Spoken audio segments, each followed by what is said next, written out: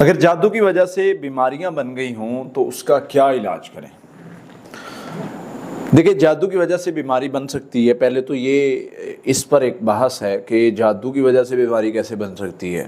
کچھ لوگ سوال کرتے ہیں اگر جادو کی وجہ سے بیماریاں لگنے لگ جائیں تو پھر تو ایسے ہو جائے، پھر تو ضرورت ہی نہیں ہے کسی کو کوئی کام کرنے کی، پھر تو وہ جادو کروائے اور بندہ مار دے۔ دیکھیں، جو بندہ اس چیز کو ماننے سے انکار کرتا ہے وہ گویا قرآن و حدیث کا انکار کرتا ہے، کیونکہ قرآن و حدیث ہمیں جب بتا رہے ہیں، اللہ کا قرآن بتاتا ہے کہ حضرت موسیٰ علیہ السلام پر جادو ہوا، ان کی آنکھوں پر جادو ہوا، چیزیں بدل کر نظر آنا شروع ہو گئیں۔ اللہ کا قرآن ہمیں بتا رہا ہے کہ جب جنات کا اثر ہوتا ہے بندہ خبتی ہو سکتا ہے۔ الذین یاکلون الربا لا یقومون الا کما یقوم الذی یتخبطہ الشیطان من المس۔ اللہ کا قرآن بتا رہا ہے کہ انسان کو جن جب چھوتا ہے وہ بیماری لگا سکتا ہے۔ وَأَيُّوبَ إِذْ نَادَىٰ رَبَّهُ أَنِّي مَسَّنِي الشَّيْطَانُ بِنُصْبٍ وَعَذَابٍ۔ اللہ کا قرآن ہمیں سکھا رہا ہے، بتا رہا ہے مختلف واقعات ہیں، بہت سارے واقعات ہیں، اور نبی صلی اللہ علیہ وسلم کی احادیث اس میں بہت سارے واقعات ہیں۔ سب سے بڑی دلیل نبی صلی اللہ علیہ وسلم پر جو جادو ہوا، اس کے بعد صحابہ کے بہت سارے واقعات ہیں۔ سیدہ عائشہ کا واقعہ سب سے بڑی دلیل ہے کہ ان پر جادو ہوا۔ انہوں نے جب تشخیص کرائی، پتہ چلا کہ ان کو تو جان سے مارنے کے لیے جادو، وہ بیمار ٹھیک نہیں ہو رہی تھی۔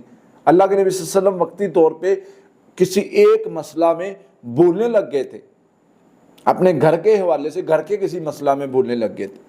تو یہ مطلب جادو کا اثر ہونا یہ پاسبل ہے، یہ باثر ہے، لیکن اس کا علاج جادو سے ہی ہے یہ ایسا نہیں ہے۔ قرآن سے علاج ہو جاتا ہے۔ مختلف طرح کے معاملات ہو سکتے ہیں کہ اگر آپ کو لگتا ہے کہ آپ پر جادو ہے، آپ کی بیماری جادو سے جڑی ہوئی ہے، 3 چیزیں آپ پڑھ لیں، آپ کا مسئلہ حل ہو جائے گا۔ سورہ فاتحہ، آخری 3 کل اور درود ابراہیمی، تینوں چیزیں 33 مرتبہ پڑھیں۔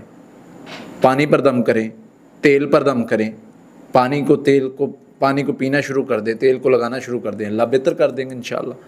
اور دوسری چیز یہ ہے کہ آپ اس میں سے یہ کام کریں کہ رقیہ دم لے لیں، رقیہ دم صبح شام سننا شروع کر دیں۔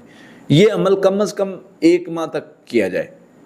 جادو کی وجہ سے سحر امراض میں کوئی بھی مسئلہ ہوگا، جادو کی کوئی بھی وہ کیفیت ہوگی، بیماری بنی ہوگی، اللہ کی رحمت سے، اللہ کے فضل سے یہ عمل کرنے سے جڑ سے اکھڑ جائے گی، وہ بیماری بھی بہتر ہو جائے گی اور وہ جادو بھی ختم ہو جائے گا۔ لیکن یہاں پر ایک بات یاد رکھنی ہے، بسا اوقات ایسے ہوتا ہے کہ جیسے جادو کر کے میری مطلب کوئی ہڈی توڑ دی گئی، فار ایگزامپل میرے ہاتھ کی انگلی توڑ دی گئی، کوئی بھی۔ اب میں کیا کرتا ہوں، میں جادو سے اس کا اثر تو ختم کر لیتا ہوں۔